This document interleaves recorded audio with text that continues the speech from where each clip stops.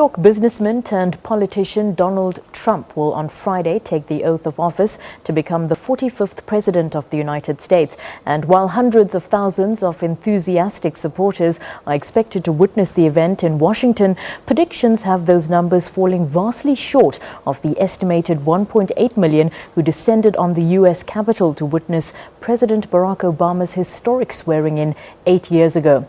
Several protests have also been planned for the weekend, culminating in a women's march expected to draw more people than the inauguration itself.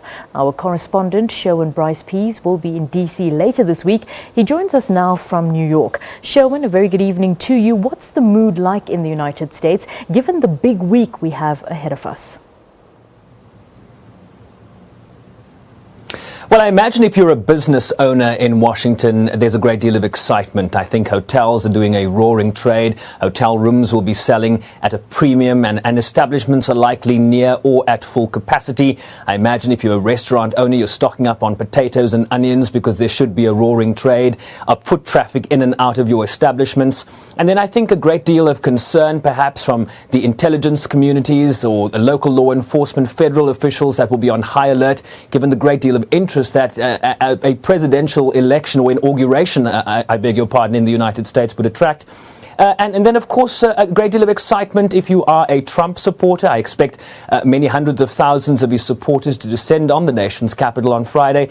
And a great deal of trepidation, I think, if you were a Hillary Clinton supporter, if you're a Democrat or an independent that perhaps didn't want to see President-elect Trump ascend to the highest office. A great deal of trepidation. And in between all of that, I think a few hundred tweets from the president-elect himself.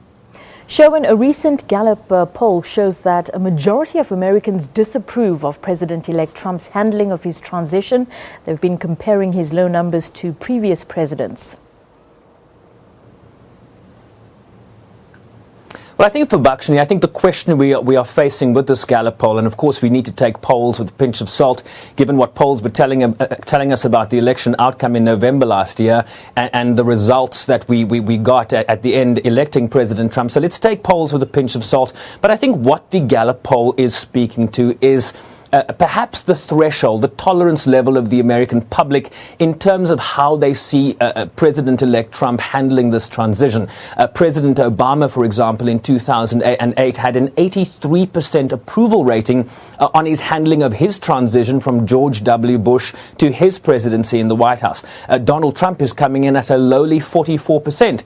But given that, I mean, I think we have directed, and certainly the public and pundits in this country have directed a great deal of criticism at the way perhaps this president-elect handles himself, the way he's accessible on Twitter, the way he spars, whether it's with the crew and cast of Saturday Night Live, or most recently with a civil rights icon, Representative John Lewis of Atlanta, Georgia, who criticized him as an illegitimate president, given concerns from the intelligence community here regarding Russia's hacking and influencing of the election result.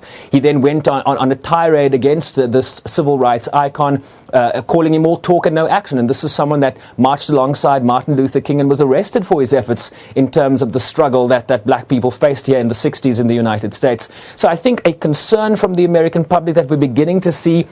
We're not sure what their tolerance level is, but certainly reaching a level where they perhaps want him to tweet less and perhaps focus more on policy and governance. Let's talk about this Women's March planned for Saturday. That's a day after the inauguration. It's expected to draw hundreds of thousands of women from across the country. What's the main aim of this protest, Sherwin?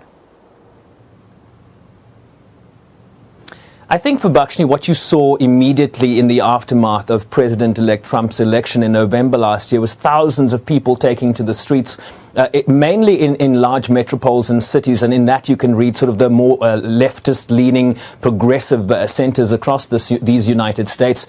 And I think what you're beginning to see and what will be displayed by this Women's March, in which hundreds of thousands of people are expected a day after President-elect Trump's inauguration, is the beginning, I think, of a grassroots rebirth, the rebirth of a grassroots civil society movement. Remember that with Trump's election, you have both the House of Representatives Representatives and the Senate under Republican control. So essentially you have a Republican party and a president that is in charge of all three checks and balances in the United States government. So I think what you're beginning to see is civil society sort of becoming the flag holder in terms of opposition to the policies that we might be seeing from a President Trump. Things like his appointment to the Supreme Court that might roll back abortion rights in this country, questions about his immigration policy. He is, of course, famous for wanting to build a wall. So I think you're going to see opposition on the streets, and this will be a demonstration of that come Saturday. We've long wondered about Trump's stance on Africa, and we got some insight into his views on Africa over the weekend after a 4-page list of questions from his transition team was sent to the State Department and the Pentagon.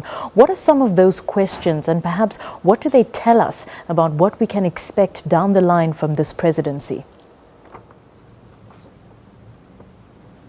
I mean, I think this is the question, right, in terms of African broadcasters and the African diaspora and Africans themselves. What will a President Trump do for Africa? What is his foreign policy as regards the continent? These are some of the questions that his transition team sent to both the State Department and the Pentagon. How does U.S. business compete with other nations in Africa? And I guess that's a question about China's role, for example, in Africa. Are we losing to the Chinese is one of the questions. With so much corruption in Africa, how much funding is stolen? Why should we spend these funds on Africa when we are suffering here in the United States? Another question was, why are we fighting Boko Haram, the terrorist group operating in West Africa? Another question was, why haven't we defeated Al-Shabaab in East Africa, the terrorist group, the Al-Qaeda terrorist group that operates essentially out of Somalia and has attacked places like Kenya, for example? And then this was an important one, Vibakshini. Most of the AGOA imports are petroleum products. With the benefits going to national oil companies, why do we support that massive benefit to corrupt regimes? So I think these are questions that we begin to see a sort of window on what a President Trump might do for Africa. He raised questions about the efficacy of PEPFAR, which was one of George W. Bush's most successful soft power initiatives in Africa. Questions about President Obama's Power Africa initiative. So there are a number of questions beginning to emerge on what sort of soft power President-elect Trump will use in Africa, will use to influence what is going on in Africa, and a number of concerns here that he might be rolling back some of those initiatives as this president takes a more introspective and protectionist view on how he will deal with the world, whether in Africa or the rest of it. Sherwin Bryce-Pease, our correspondent live in New York. He will be traveling to D.C. later this week to cover that for us, the inauguration of the 45th President of the United States, Donald Trump.